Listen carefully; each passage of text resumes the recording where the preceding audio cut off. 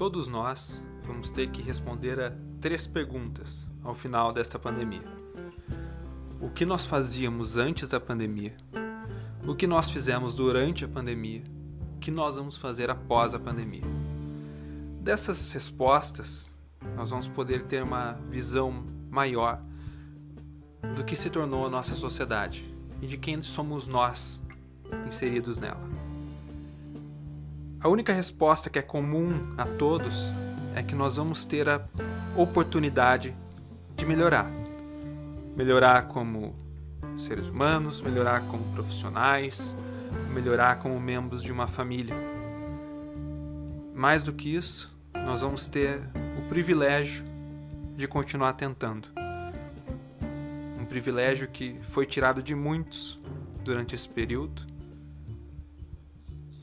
e um privilégio do qual nós não podemos abrir mão, sob o risco de estarmos sendo irresponsáveis com a possibilidade de sermos melhores.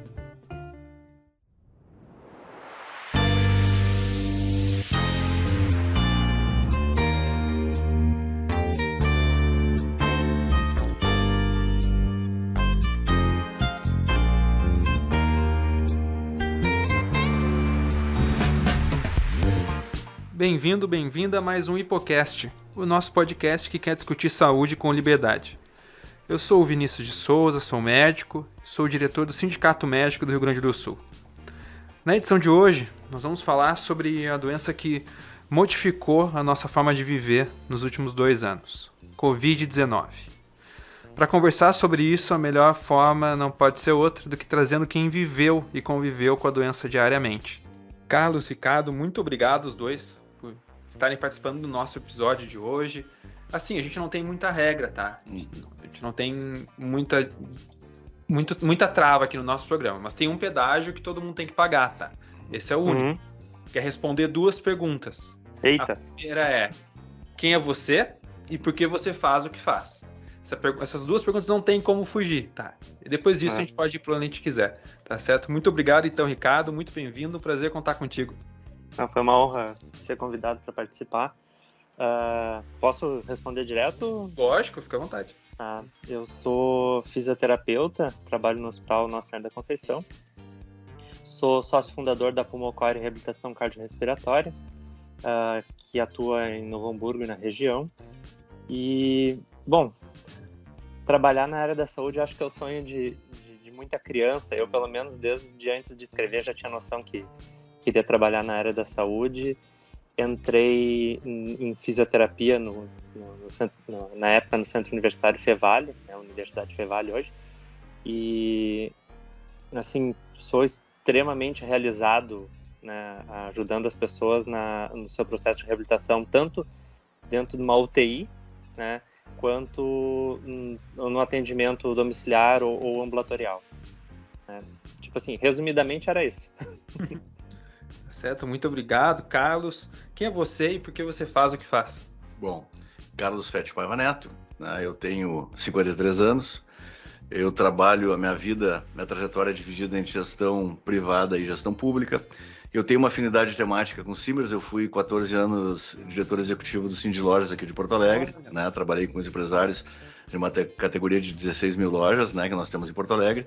E no setor público eu passei por algumas áreas. Eu iniciei na Guarda Municipal, depois eu fui para a Fundação de Assistência Social, a FASC, né, do município, que cuida das pessoas em situação de rua, por 3 anos e 3 meses. Depois eu fui para a Secretaria do Meio Ambiente, como diretor administrativo também, e daí disto eu acabei sendo secretário da administração adjunto no governo Fortunati, né, e passei no final então a secretário titular. Depois eu fui para a Câmara Municipal, 18 e 19, né? Fui diretor de Patrimônio e Finanças da Câmara Municipal, que é a minha 6ª experiência, então, aliás, na 5ª experiência no Poder Público. E no final das contas eu retornei por opção para a Secretaria da Saúde. Quer dizer, eu entrei no SUS a partir do Sistema Único de Assistência Social, que é inspirado no SUS, né?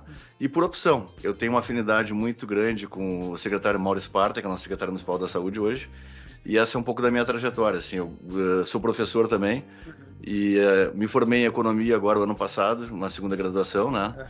E tenho 2 pós, essa é a trajetória, na área de gestão sempre.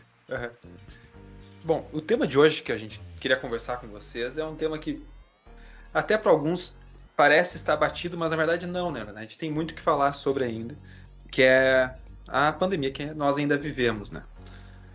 A ideia é a gente poder conversar com tranquilidade, mas em específico eu queria saber de vocês dois, assim. Eu tive esse momento de atendimento do Covid também durante a pandemia, então eu convivi diretamente tanto com pacientes com Covid quanto com os trabalhos que, não sei se o Ricardo concorda, mas foi praticamente ressignificado do fisioterapeuta, né, dentro das unidades Covid, e se tornaram, assim, peças fundamentais, e mais do que isso, muitos profissionais de saúde que não davam valor adequado para o fisioterapeuta, talvez passaram a dar depois do que a gente viveu nesses últimos anos. E eu queria ouvir de vocês, assim, como é que foi esse período de pandemia para vocês, em específico, se vocês tiverem algo que pudessem compartilhar conosco, que tivesse sido mais importante, que tivesse marcado, assim, esse período para vocês. Sim, resumidamente, tu falou exatamente o que eu imaginei, assim. Houve uma valorização incrível da fisioterapia nesse período. Diferentemente assim, do que parece, quem está dentro de uma UTI, quem está junto ao paciente na assistência, né, já percebia a importância da reabilitação dos pacientes. Embora a gente saiba que existe uma equação a ser fechada, que é oferecer o melhor atendimento com o menor custo e fazer um equilíbrio entre a necessidade de todos os profissionais, né? Talvez o sonho de todo gestor, que é oferecer todos os procedimentos de saúde possíveis, não seja uma coisa viável economicamente, né? Mas se percebeu que, assim, que em alguns momentos da história, alguns profissionais eram mais necessários do que outros. Talvez essa frase não tenha ficado boa, mas, tipo assim, se percebeu mais a importância de alguns profissionais em alguns momentos históricos. Né? Agora, na pandemia Covid, a gente percebeu muito isso, assim, precisava, obviamente, de toda a equipe, né? As pessoas entravam no hospital, obviamente, procurando ajuda médica, precisavam de cuidados, de enfermagem, mas as pessoas não conseguiam sair de uma UTI se não tivessem força para respirar, e entrava muito aí o processo de trabalho do fisioterapeuta, né? E não tendo como sair o paciente da UTI, não tinha como entrar novos pacientes na UTI, isso abarrotava, assim, tanto a emergência quanto os pacientes que estavam na enfermaria e estavam ficando com um quadro respiratório mais grave, precisando de uma UTI, né? Então, de um ano para cá, houve não sei se abriu os olhos, né? Ou se foi uma questão realmente de, tipo, não temos o que fazer, a gente precisa desses profissionais, mas houve um crescimento muito grande, uma valorização muito grande da fisioterapia nesse período, né? E uma vez saindo da UTI, uma vez saindo do hospital, os familiares dos pacientes, né, também perceberam que os pacientes que saíram do hospital não saíram prontos para voltar para a vida normal. Então, se buscou muito profissionais para a reabilitação desses pacientes, às vezes a domicílio, né, quando o paciente não tem condição de ir a uma clínica, né, e em algumas condições as famílias estão se desdobrando para levar para centros de reabilitação ou clínicas de fisioterapia, né, por todo lugar, assim, em todas as cidades. Bom, Ricardo, assim, só para expressar um pouquinho essa tua colocação, eu estava me enxergando nisso, tá? Eu sou uma pessoa que eu tenho uma saúde, sempre tive uma saúde muito boa.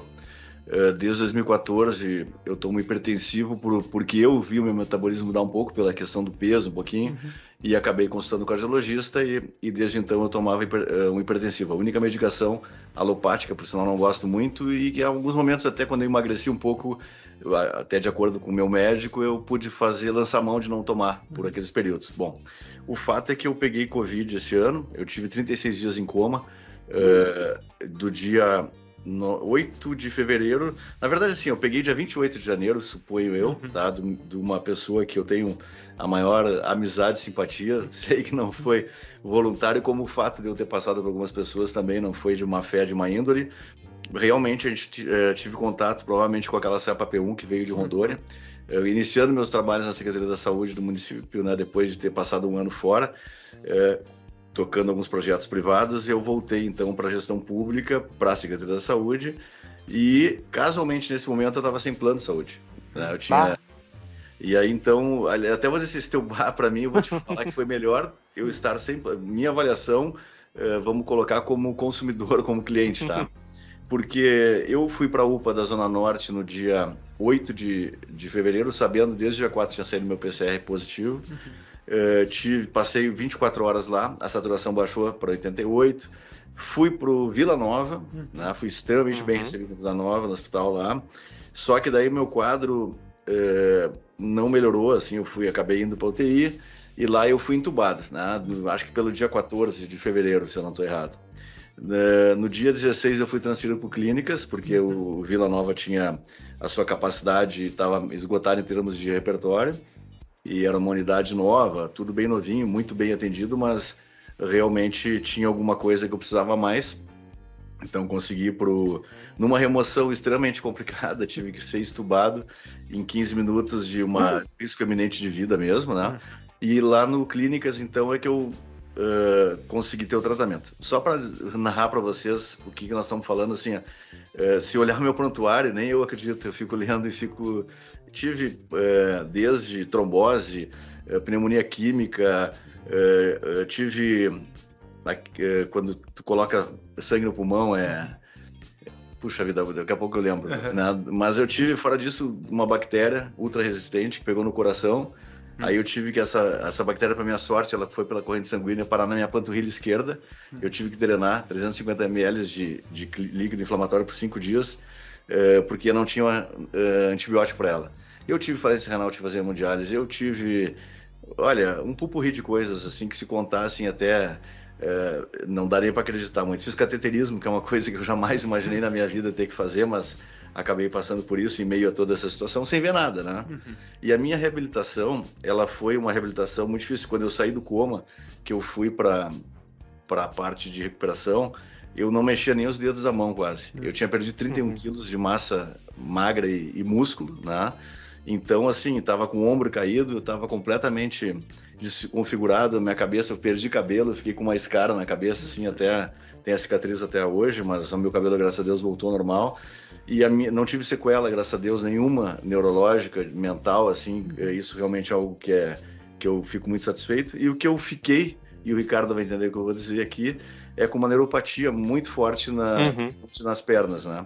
Então, eu saí do hospital, eu saí dia 23 de abril, né? Fui para casa, tenho uma fisioterapeuta que é um espetáculo na minha vida, assim, se não fosse ela, eu não estaria nas condições que eu estou hoje. Eu faço 3 sessões por semana até agora, estou fazendo ainda, e assim, eu continuo ainda com uma dificuldade de mobilidade, eu tenho edema nos tornozelos, então tenho que fazer a fisioterapia indispensável. Eu recobrei, graças a Deus, toda a minha situação muscular, eu brincava assim que eu sou um cara que sempre joguei futebol, sempre tive as pernas muito fortes, eu tinha as carnes penduradas na perna, assim, sabe? Porque por força dessa perda de tonificação. E eu recuperei, assim, toda a minha tonificação, eu tô mais forte, eu digo até, do que se eu estivesse fazendo musculação sozinho, né? Porque a gente, com orientação, é diferente. E a fisioterapia, para mim, assim, dentro do que tem hoje, na própria realidade, a gente tem uma evolução muito grande das áreas, né? Tanto a psicologia em relação à psiquiatria, como exemplo, tanto quanto a gente tem em relação à fisioterapia, com relação à educação física, pilates, etc. tal, que eu acho que hoje a gente está num somatório de composições no repertório que ajudam muito, né? Então, só para narrar um pouco a experiência aí. Tu saiu quando da UTI, você lembra? Eu saí dia 22 de março. 22 de março. 22 de março. Ficou quanto tempo na enfermaria depois? Eu fiquei mais do dia 22 de março, 23, até o dia 23 de abril, um mês mais. Então eu fiquei 73 dias hospitalizado, entre enfermaria e UTI. E foi assim, e até eu imaginando assim que eu tivesse ido, primeiro que eu não lembro de estado de coma, né? Mas se tu me perguntar o que eu vivenciei nesses 36 dias de coma, eu posso te escrever com absoluta convicção o que eu vivi, assim. Acho que isso é uma das consequências de eu não ter tido nenhum fato mais grave de lesão cerebral, porque talvez a minha força de vida, a minha força vital, estivesse nesse fato. Eu vivi, parecia assim, imaginem um Netflix e que você vai vivendo num outro plano uma série de minisséries continuamente, ininterruptamente, né? Foi isso que foi o que eu passei, né? Então, com os atores e personagens, alguns dos quais até eram médicos e enfermeiros que estavam me cuidando, mesmo em estado de inconsciência. Eu tenho algumas dúvidas se isso eu já tinha, eu vivi pós sair do coma e ser estubado, né? Mas eu tenho muita dúvida porque eu achei que era muito longo assim essa fase, né? Então eu creio muito nisso, que a minha disposição de não ter perda, né? Eu perdi 4% auditiva, em média nos 2 ouvidos, isso é permanente, isso aí não volta mais, né? E eu fiquei com essa neuropatia, um pouco dessa mobilidade, essa dificuldade, de resto tá tudo satisfatoriamente bom. E esse período desde a saída do hospital, sempre em reabilitação? Sempre, desde o tempo do hospital eu já comecei devagarinho, na própria UTI, na semana que eu ainda estava na UTI, assim, que para mim eu fazia já alguma físio, assim, né? Inclusive até tinha lá um tipo de um colete, um negócio que para botar para sentar um pouco, né? Me botavam num guindaste hidráulico lá para conseguir me movimentar, né? Então, e desde então eu já tinha contato com os fisioterapeutas, né? Do hospital primeiro, depois, logo em seguida eu já coloquei que eu tava, depende muito, o Ricardo pode dizer isso também, depende muito do paciente também querer fazer, né? Então eu saí sem caminhar, a minha física, Ricardo, ela dizia que eu demoraria uns 10 dias para conseguir caminhar. Eu ficava mal em pé no hospital, né? Eu só consegui tomar banho no chuveiro os 2 últimos dias antes da minha alta. E depois disso, assim, eu demorei uma semana, eu já estava caminhando, assim, claro que toda a dificuldade, andei de cadeira um bom tempo, andei com andador, 2 muletas, uma muleta, a coisa de 1 mês e meio que eu larguei a muleta de forma definitiva, né? E foi muito fruto disso, de me exigir bastante. Quando eu estava no hospital, tem uma coisa peculiar aí, eu pensava assim, vou chegar em casa, eu tenho uma piscina pequena em casa, assim, no meu pátio, eu vou chegar em casa, eu não vou conseguir caminhar para ir até a piscina, mas eu vou de carrinho e eu vou fazer isso. E foi uma coisa que eu botei uma roupa de neoprene que eu tenho, era abril, já era friozinho assim, né? E minha mulher se apavorou comigo quando me viu, eu estava na beira da piscina já para entrar, ninguém tinha visto e eu acabei entrando, fui para dentro da piscina é rasa, 1,5 metro de profundidade, mas era algum risco, porque eu não tinha muito, eu não caminhava, né? Então eu fui em pé, depois eu me ajoelhei e a água tira um pouco da pressão, né? Fica a atmosfera. Ajuda bastante. Ajuda. E aí eu fiz por minha conta, Ricardo, era uma coisa que eu botei, eu sou muito de estabelecer metas e objetivos, né? Na minha vida toda é assim, e eu fiz isso, me predispus e fui para esse caminho aí. E isso faz uma diferença muito grande, né? O paciente que tem vontade de fazer alguma coisa, né? Que tem planos para o futuro, isso faz toda a diferença na reabilitação. Para vários pacientes que eu atendo, eu digo assim, depois, tu já tem ideia do que tu vai fazer depois daqui, a primeira coisa que tu vai fazer quando sair da UTI, a primeira coisa que tu vai fazer quando chegar em casa, alguns não têm. E esses são, assim, é uma forma empírica de falar, mas assim, esses são os que passam mais trabalho para se reabilitar. Aqueles que já têm vontade, não, quero chegar em casa e fazer um churrasco, quero chegar em casa e abraçar meus filhos, meus netos, esses aí, a tendência é ter uma reabilitação mais tranquila, assim, já tem um objetivo, já sabe o que quer fazer, né? Não estão acomodados com aquela situação. Isso faz muita diferença, né? A pessoa que se arrisca também um pouquinho mais na sua reabilitação, o fisioterapeuta, ele só dá o mapa, né?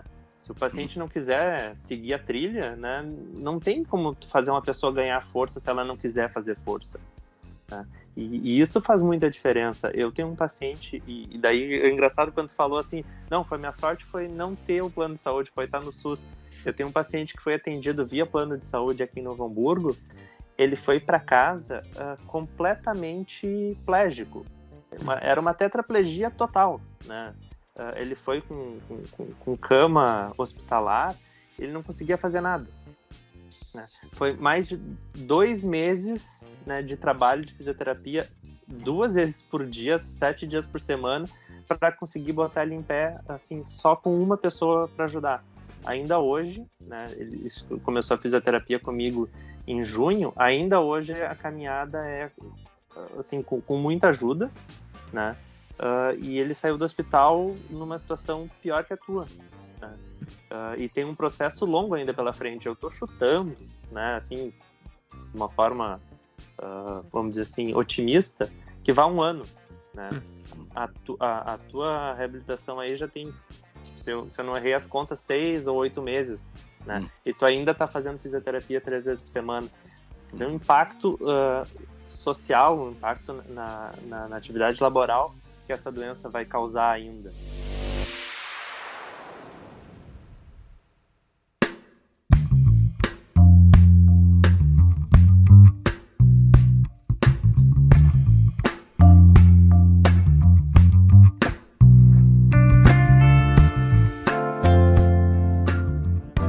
E são esses mecanismos de resiliência, né? Que são essas pequenas vitórias, né? Conseguir sentar, conseguir caminhar, conseguir ficar ereto. São coisas fantásticas que tanto para o paciente como para o profissional de saúde, né? Quando a gente vê um paciente evoluindo, nem que seja uma vez, um pouquinho a cada dia, é fantástico. E o pior da doença, uma das piores coisas dessa doença é porque não adianta. O hospital é um lugar perigoso. O lugar das pessoas não é no hospital. Sem dúvida. Quanto mais se estende esse período intra-hospitalar, maiores os riscos. E são todos esses que tu citou. Um período prolongado em UTI é um acúmulo de risco exponencial que prejudica tanto a recuperação quanto, inclusive, o tratamento, né? E eu sinto que nosso sistema de saúde no geral, assim, independente de público ou privado, não está nem um pouco preparado para lidar com os resquícios da pandemia. Ainda não tá. O Ricardo deve ter notado isso também, mas é engraçado que aqui a gente tem todas as etapas do processo, né, para poder conversar. Tanto a saída da UTI para a enfermaria, diversos hospitais, principalmente quanto mais a gente entra no interior, não tem a condição estruturada para que esse paciente se reabilite. E talvez esse momento de transição UTI enfermaria seja um dos mais importantes em termos de reabilitação e reestruturação social. Mas esse me preocupa, mas me preocupa menos. O que me preocupa é a enfermaria casa. Principalmente quando a gente fala de sistema público. Porque é exatamente o que disseste, Carlos. São pacientes que entram no hospital e entram completamente funcionais. Levavam uma vida normal. Sim. E muitos vão embora do hospital, às vezes com sonda para urinar, sonda para se alimentar, ainda restritos ao leito. E caem com a família que não sabe o que fazer com esse paciente. Não sabe o que fazer com essa pessoa, se assusta, não tem condições de assumir essa responsabilidade, que é uma responsabilidade tremenda. E isso, com certeza, eu falo sem sombra de dúvida, vai gerar impactos econômicos, porque são pessoas que talvez não tenham a capacidade laboral de volta, impactos sociais, porque é uma transformação completa na vida dessa pessoa, impactos em saúde, porque esses comprometimentos físicos que as pessoas vão para casa vão retornar para o sistema, né? Vocês que estão por dentro, né? É muito interessante te ouvir também, cara, porque vocês que estão por dentro do sistema, o que vocês enxergaram nesse período que falaram, é incrível esse trabalho que está sendo feito aqui, ou o que vocês viram que falaram, é inacreditável que talvez nem todos tenham acesso a isso, que talvez, sabe? O que chamou a atenção de vocês? Se tu me permitir, Ricardo, olha só, até tem uma questão que eu até... Tem um conhecido nosso, que é um jornalista bem conhecido da Band, o Diego Casagrande, que todo mundo conhece.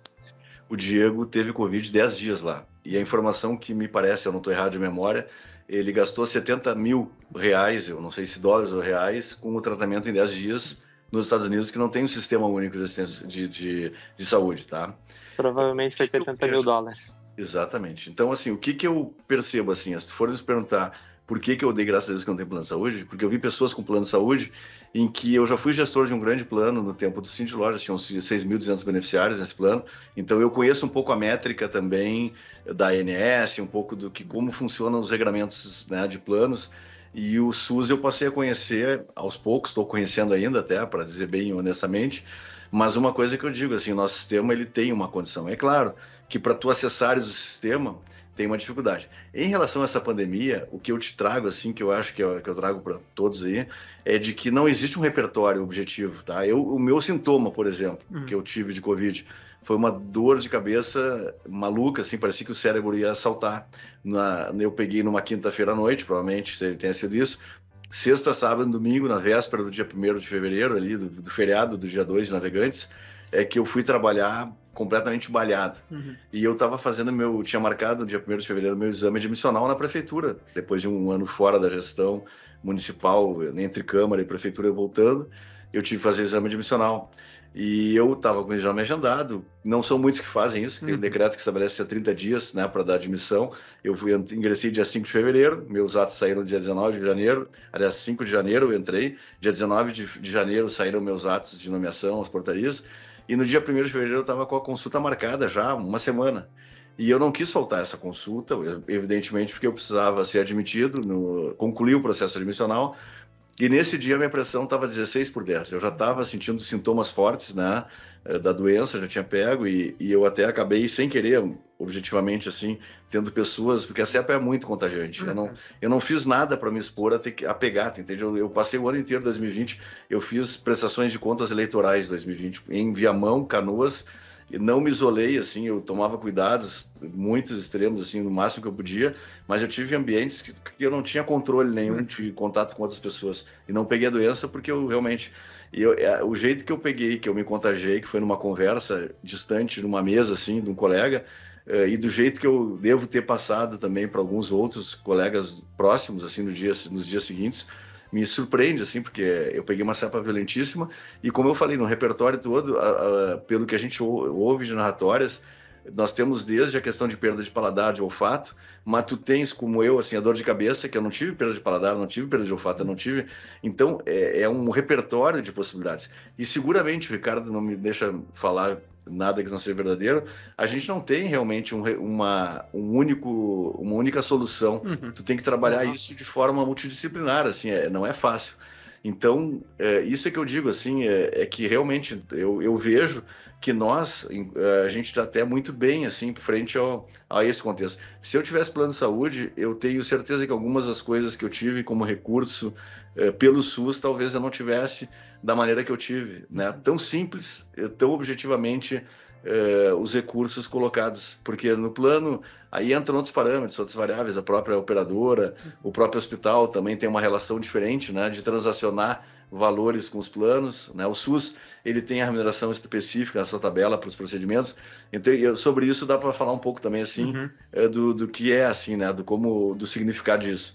Então para mim é que eu honestamente claro que como eu falei, hoje nós temos uma defasagem nas cirurgias eletivas, por exemplo, muito grande em função da pandemia, em função de que as pessoas pararam tratamentos, desde cânceres ou preventivos, enfim, acabaram deixando de fazer, por orientação até que a pandemia drenou todas as atenções, né?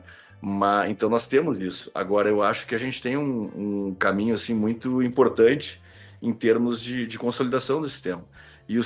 A minha fisioterapeuta, só para, Ricardo, não sei se tu é a Jamília, eu não sei nem o sobrenome dela, que é ao vivo, não vou lembrar, mas ela é do Hospital Militar, tá? É uma excelente profissional, e ela, como ela faz aptidão física umas 3 vezes por ano, ela é um sargentão, assim, ela me leva cortado, né? E, aliás, eu agradeço demais a isso, porque ela é disciplinada, e isso me fez, ao longo desse período, ter comprometimento. E no hospital, e aí entra ao que tu falasse ali antes, quando eu estava na fase hospitalar, que eu não estava ficando em pé, a gente fica com medo, né? Tu fica inseguro. E eu peguei uma menina que é fisioterapeuta lá no Clínicas, né? No Hospital de Clínicas, onde eu fiquei, e essa menina, ela me abraçou e ela me levantou junto, assim, ela me deu a segurança para eu ficar em pé as primeiras vezes. E aí, vendo o que ela fez comigo e a confiança que ela me passou no procedimento, que talvez para quem caminha ou quem levante com facilidade possa ser simples o que ela fez, mas não foi algo muito significativo. Pô, um cara grande de 100 quilos aí, pegar uma menininha que era um negocinho pequenininho assim, sabe, realmente, e e daí é que a gente começa a pegar confiança e estímulo, e é o fisioterapeuta que garante essas coisas, né, o técnico bem formado, com boa qualificação, que dá essa condição, né. A fisioterapia, eu vejo isso assim, o gargalo que ela tem ainda, são algumas questões como a parte de ter um número mínimo de fisioterapeutas para atender a UTI, mas não ter um número mínimo de fisioterapeutas para atender o restante do hospital, né? Uma das coisas que ainda impacta muito na reabilitação desses pacientes é porque tu tem um fisioterapeuta para cada 10 leitos de UTI, né? Mas no restante do hospital não tem uma proporção semelhante, né? Tu tem muitas vezes um fisioterapeuta para cada 100 leitos de hospital. Então, e depois que sai do hospital ainda fica por conta própria de conseguir um fisioterapeuta. né? E essas pessoas vão descobrir que o custo da saúde é muito alto, né? Em função das pesquisas, das tecnologias utilizadas, do investimento em curso, o custo do profissional depois e do tratamento acaba sendo muito alto. E nesse sentido, o plano de saúde, a tabela do SUS, tão defasados assim, né? Esse paciente que eu citei agora há pouco, que ele chegou completamente plégico em casa, eu tenho certeza que o atendimento de fisioterapia ficou aquém do necessário na parte hospitalar, pela pressa de atender mais pacientes para juntar o valor dos atendimentos. Não acho que é uma coisa ética, mas eu sei que é uma coisa que acontece, né?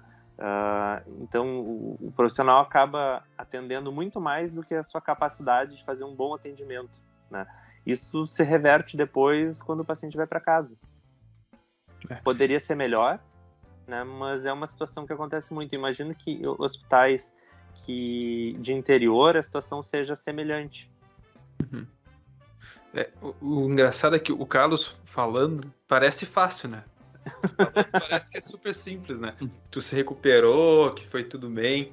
Eu tenho certeza que não foi, porque é disciplina, né? Porque vão ter dias melhores, vão ter dias piores, né? E resiliência, né? Pra saber lidar com esses dias piores, né? O que eu acho interessante, gente, se vocês puderem falar um pouquinho, no início da pandemia não se sabia de nada, né? Não. Hoje ainda se sabe pouco, né?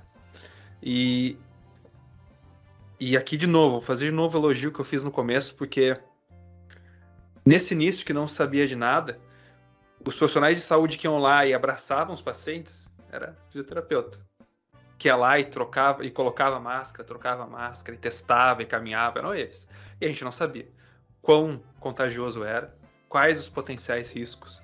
Então, eu faço questão de fazer o elogio, porque o Ricardo sabe, pouco se faz o elogio, pouco se reconhece, e acho que quando a gente tem a oportunidade de fazer e que mais pessoas escutem, acho que a gente tem que fazer. Então, o trabalho que a fisioterapia fez, que eu falei no início, ressignificou, assim, o modo como a gente lidou com esse vírus.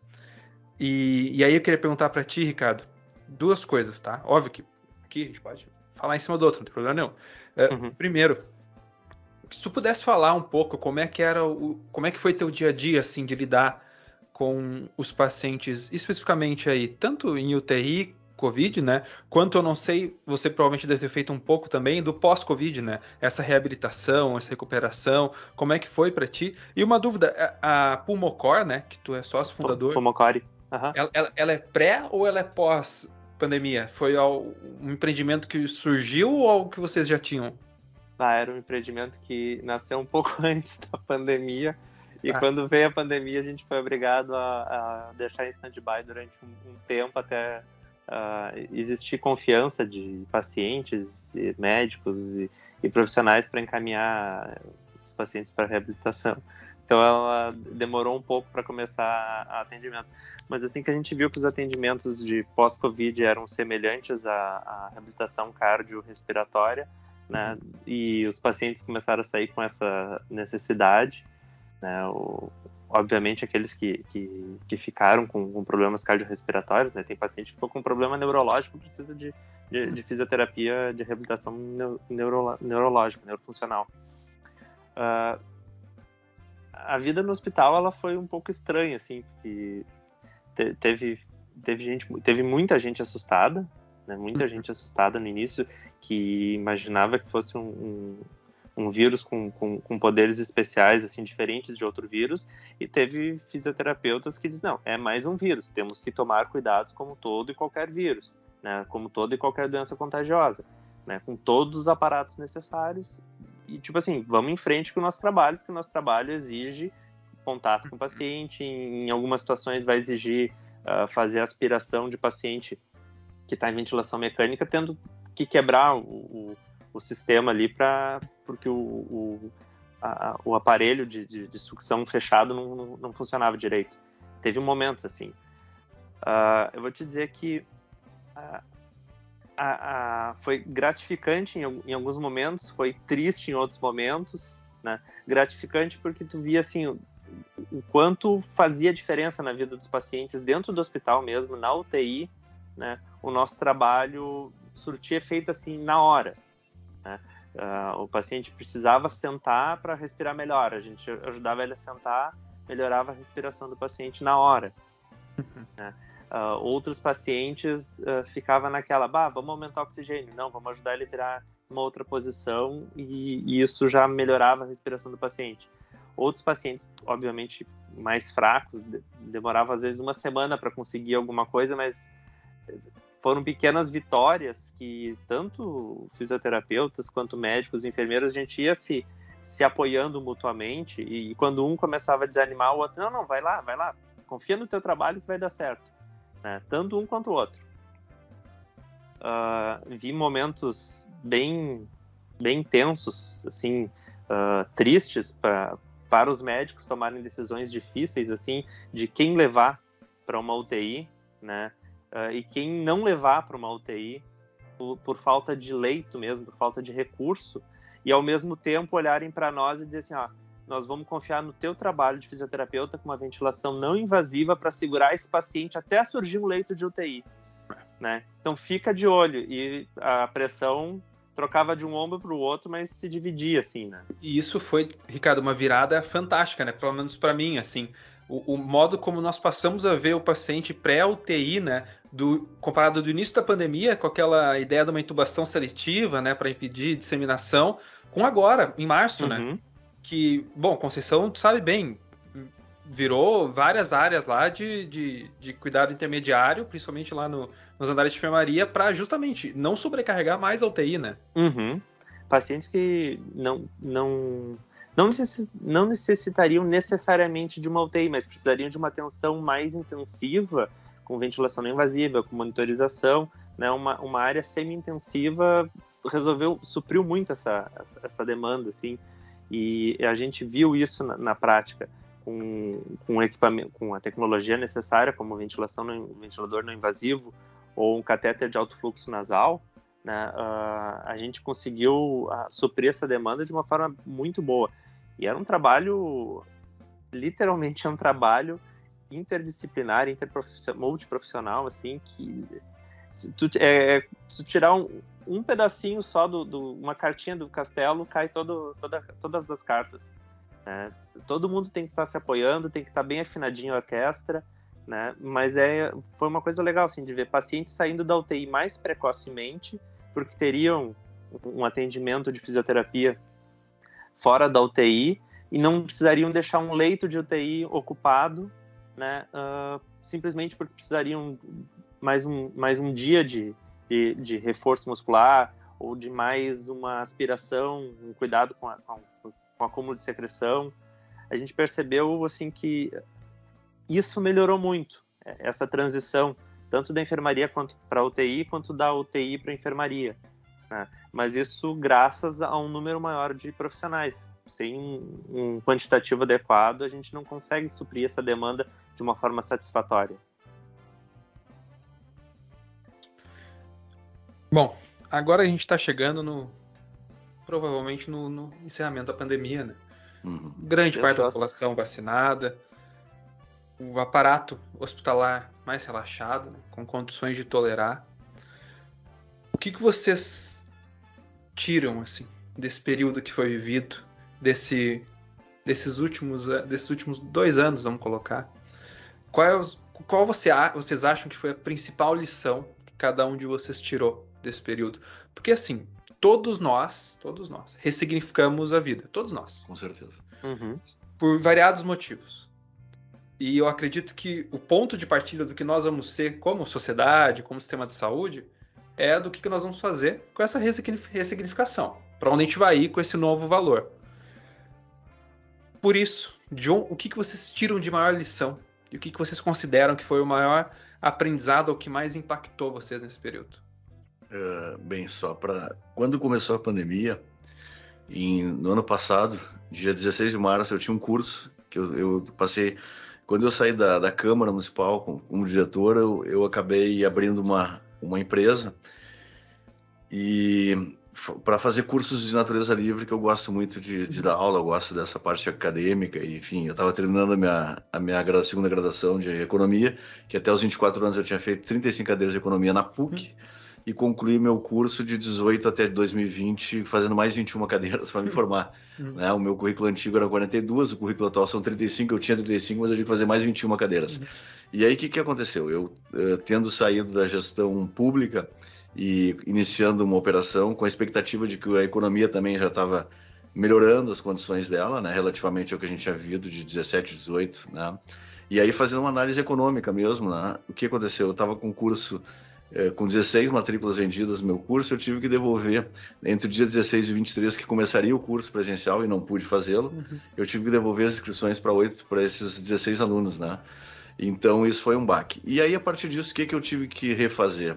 Eu tive que fazer o meu curso todo, converter ele online, né? Tive que gravar net aulas, tive que aprender a editar vídeo, que eu não sabia, né? Fui atrás de ferramenta, de informação, publiquei numa plataforma digital esse curso, né? Com um valor diferente, menor até por ser eletrônico digital, e isso mudou bastante a minha condição, né? Até de buscar espaço em home office total, assim, né? E trabalhando exatamente em cima dessa nova reconfiguração, que naquele momento ali nós não tínhamos exatamente a dimensão do tempo que isso seria, né? Então isso para mim foi um dos maiores impactos pessoalmente, né, vividos, e que aos poucos, mesmo com o regime de fechamento, tudo, a gente ainda chegou no segundo semestre a ter uma postura assim de devagarinho retomar um pouco as relações presencialmente, mas com todos os cuidados, né? Tanto é que eu não fiquei doente, justamente porque eu tenho certeza que eu estava muito bem cuidado, assim, me preservando o máximo possível dentro das condições que tinha. E depois de passar por uma situação dessa, que tu tem uma saúde meio que de ferro, assim, que acha que tá muito bem, e daqui a pouco tu pega uma doença e tu cai do jeito que eu caía, né? Quase que não consegue sair do estado, que foi, de certa maneira, até um certo milagre acontecer isso. A gente revê toda a vida, faz um balanço de tudo que nós passamos, que a gente tem para viver pela frente, né?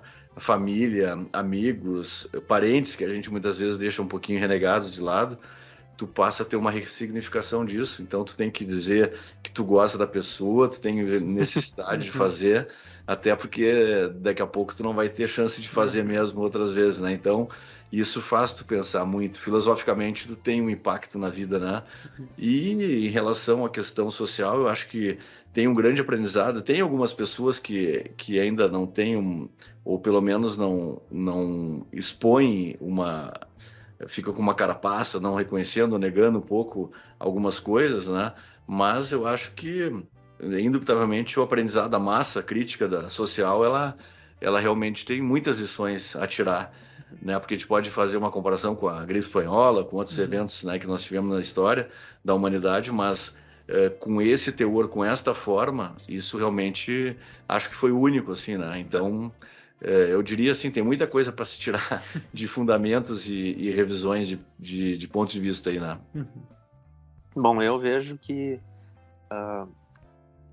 assim, quando permitido, né, a gente tem capacidade de se adaptar rapidamente, né? A gente consegue utilizar o conhecimento que nós temos, né, a tecnologia que nós temos, de uma forma rápida para conseguir atender a demanda necessária.